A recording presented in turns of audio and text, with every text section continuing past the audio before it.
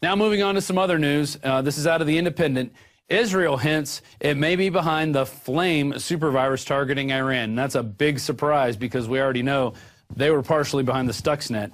A top Israeli minister fed speculation that the Jewish state could be responsible for a powerful new virus said to have been used in a fresh attack on computers in Iran and elsewhere in the Middle East. That's right. It includes Palestine, Sudan, Syria, Lebanon, Saudi Arabia, and Egypt, in addition to Iran.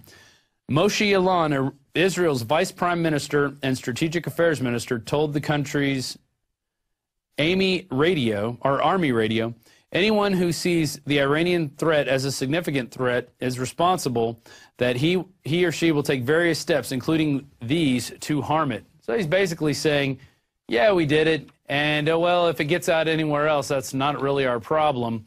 You know, they're just protecting their interests, or so they say. But in the meantime, this could cause untold problems for Iran, and they may retaliate, which would then cause Israel to retaliate. And basically, this is just more provoking, more poking the stick at the bear and seeing if they'll do anything in return. So far, Iran has yet to retaliate on that. Moving on to a weird story out of Wisconsin. Pastor sentenced to 2 years in prison for teaching that parents should spank their children.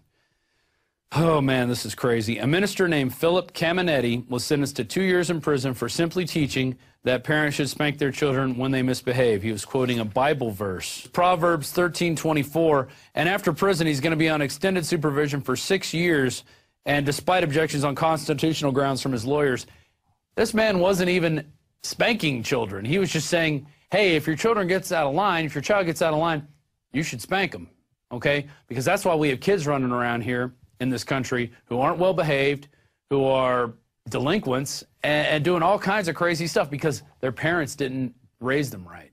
Okay, probably because they didn't spank them because they were told spanking was bad.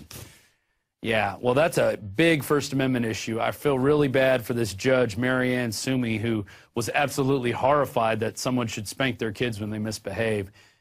I mean, it's just ridiculous. But just a sign of the times of where we're going.